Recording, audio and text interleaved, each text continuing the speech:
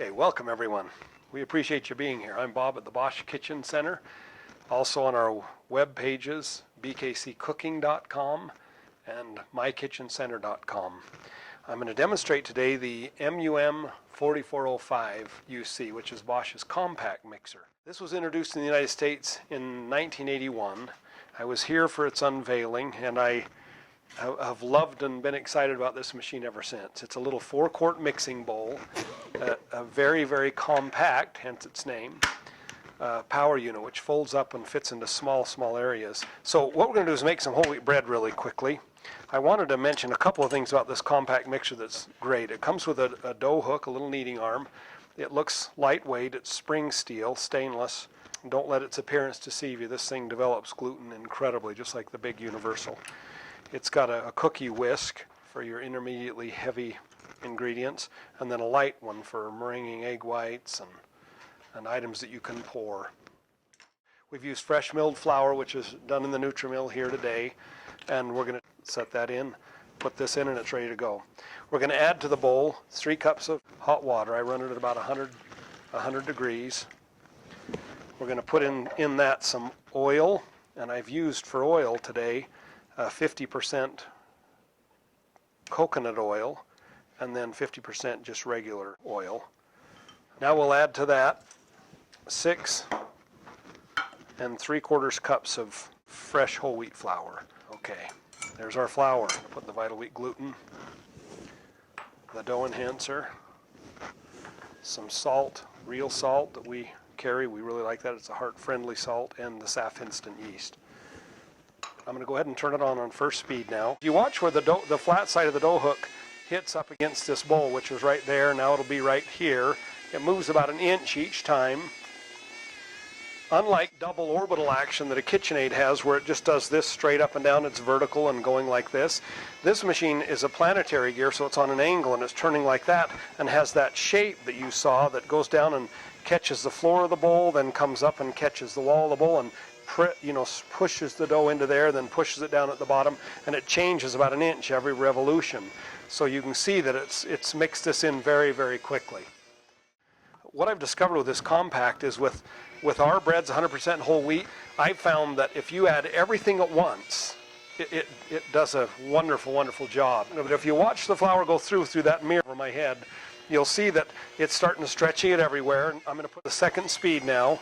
That's what you're running bread on. You'll see how quickly that flour will go throughout the dough. So add everything at once and it will make just incredible bread.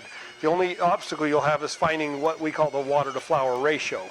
Make sure that when you start with 2 to 3 cups of water, I've used 3 cups of hot tap water here, that you know how much flour it is by adding additional and additional until you get perfect texture, and then make a note of that and then put it all in next time, all at once. It's got a little special cover that you just snap under like that. If you push down and pull out, it comes right out. And you can add ingredients through this little opening as well, right here. I love the fact that it only weighs about 6 to 7 pounds completely and still has 400 watts. If you just set a timer for about 6 to 8 minutes, that gluten will be fully developed and it will just be very, very stretchy dough, and it will make just phenomenal bread. It just takes all the work out of it. You watch and it does it all there for you. It's run about 7-8 minutes now. I'm going to go ahead and turn it off and push the button and lift it up. And if you can pull that out while you go, that's easier. Take a little dough hook. We're going to just simply grab it here and pinch and pull it through. And that's done. This should make the equivalent of about 3 1¼ pound loaves. I've got a couple of pans here that I've pre-lubricated with some Vegeline, which is a vegetable spray that we have. If you've got really good gluten and it's developed thoroughly, it'll be very, very stretchy, and you can see that is. Just take this loaf and spank it a couple of times, spin it around. I'm going to grab just a little bit more dough to put in that one. Okay, here we go. Put that up underneath. That works easily. See, I just do this, and all I'm doing is just walking it around and putting the ugly side up in. And then just take it, and if you spank it on the surface, it relaxes the surface of the dough. And then you just set that down inside like so. So we're going to take our little razor tool, and we're going to make just a little slit across the loaf diagonally here. Maybe 4 or 5 of those. We don't know why, except it looks really cool and people think you're really amazing. I'm going to recut those just so it's a little deeper. Okay. Your neighbors will say, holy cow, you have got bread making skills. So there's our little loaf right there. And it doesn't matter if it's in the center. A lot of people roll it out and make it fill the whole area, but it's going to take the course of least resistance, go to the sides first, and it'll come up. Now you can cover it with plastic if you'd like. I just usually put it in the oven at about 100 degrees if your oven will go to 100 or 110, so it doesn't get it too hot. If the pan exceeds a temperature where you can touch and it's really, really comfortable, that's too much heat and it will kill all the carbon dioxide bubbles about 1 inch, 2 inches deep all the way around the pan and at the bottom. So when you cut your loaf, you'll have great big air bubbles here and really flat ones here, like it didn't ever get a chance to rise. We want to rise it as comfortably and easily as possible. So we've gone ahead and made 2 of the loaves, and we got some more dough here that we've allowed to rise for a time. I'm going to take some of that out and make the pizza crust with it. So it's really the bread dough recipe. And if you let it rise a little bit, it makes it a little softer and the texture a little nicer. You always pinch bread dough like that. I've got the pizza peel here. This wooden board is called a pizza peel. This white piece of paper here is parchment paper. It's quill-on line paper that we have here. It's about $4.99 for 100 sheets, and they fit that aluminum cookie sheet perfectly. We found them very helpful to make pizza dough too and get rid of the mess of the cornmeal or the flour all over the oven and all over your counter. I just push it down a little bit like this. Then we take a little dough poke. The dough poke just punches holes in the dough, and it makes it that by punching holes, it gets rid of those great big pockets of air or carbon dioxide that you get that are big bubbles. It also makes it a little more malleable, so you can take your little pizza roller and push the dough. It'll kind of go where you want it to go. Notice I'm using a little rolling pin, and the reason why is because this will slide all over if I have both hands busy. Okay, here we go. Push this to there. Those who attend our classes just love this pizza. And we want to make sure it slides. It's sliding easily. See that? Now we're going to take a little pizza sauce mix. We just take an 8-ounce can of pizza sauce mix and put just about a tablespoon of, or tomato sauce rather. We take just 1 tablespoon of pizza sauce mix. We just mix it together and it makes this job very simple. For those who wonder, I made 2 batches, so this is a second batch that got to rest for a little while so we could get this done a little quicker. We're going to take the little mixer and show you one of the funnest attachments for it. We're going to take a little cover off here. And we're going to take the little continuous shredder, set it there, and turn it, and it locks on so you can pick the machine up. You got a pusher here, and then it's continuous feeding. So what I do is I rotate it up and roll it forward and just put the toppings right on. It's cool. Okay, let's try it out.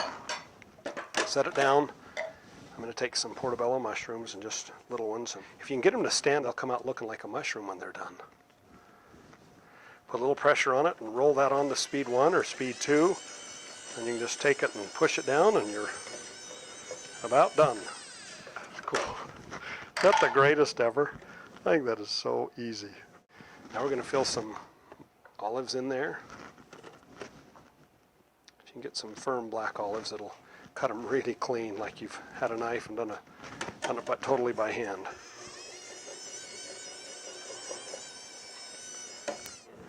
Okay, we're going to take some pepper now and set it in.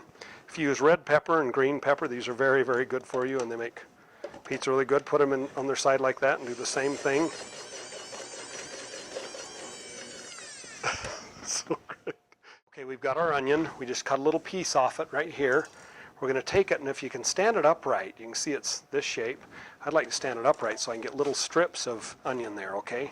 Here we go again.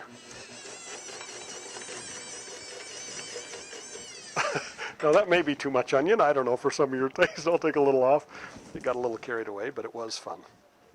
Okay, with all these vegetables on a pizza, you're really going to want to have the moisture in these vegetables evaporate a little bit. So we're going to put it on the stone and let it cook for 6 minutes, and then take it out and we'll shred the cheese on top of it, and then give it about 1.5 minutes, and it'll be just perfectly melted and be delicious. I was also going to mention that some of the comments I've had over the years with the Bosch Compact have been, they love the fact that it's just 6 pounds, that it folds up so small, that it's so quiet, that you can add ingredients to it and nothing comes out. It's just dust-free, even without the splash ring on it. You can put 3 3/4 quarts of water, which is about this high on the bowl right there, and turn this whip on low and nothing will splash out. So I love the engineering of that too, to make it easier to clean and easier to work with. We're going to go ahead and take the pizza now and put it on the stone. We'll cook it, like I said, for about 6 minutes, and then we'll pull it out and add the cheese, okay? We'll put it over here in the oven. We've got our pizza stone down here. We're going to just take this and slide it off, and you can see it slides very easily because it's got that parchment paper on it. I wanted to also quickly show you what the 2 loaves have done in the top oven. Those are risen now, and go ahead and raise the temperature to 350 degrees, and we'll set it on bake. And we'll set our timer now for 32 minutes. And it will be done perfect. And that's it. It's time to get the pizza out of the oven. There we go. You can see that in there. If you just grab on top of the paper, or you can get under the paper, either way is fine. Scoop under and grab it. And I just take the paper off. Now what a stone does for bread dough is it makes it a crust. You can see underneath how crusty it is. I take this and put it on here. Put our cheese inside now, and we're going to rock it forward again. Rest it. I just hold it here and rotate it on with my thumb and finger, and just go like so. And you can kind of get a pretty even distribution of cheese there.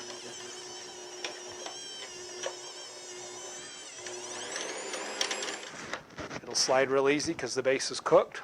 We'll just set it on the stone again. And that's it. We've taken the pizza out of the oven now. Go through it like so. And there's our pizza. Perfect. Our loaves are finished. Got nothing here. Okay. That's what the loaves look like. Tap them out of their pan, and that's it. What we do here at the Bosch Kitchen Center is we use a little bit of mist, a real fine mist of water, and spray the crust, and it makes the crust really soft. Set it on its side.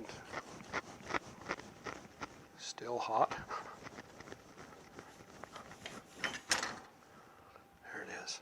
See, push it. It's beautiful. Okay, that is the end of the class.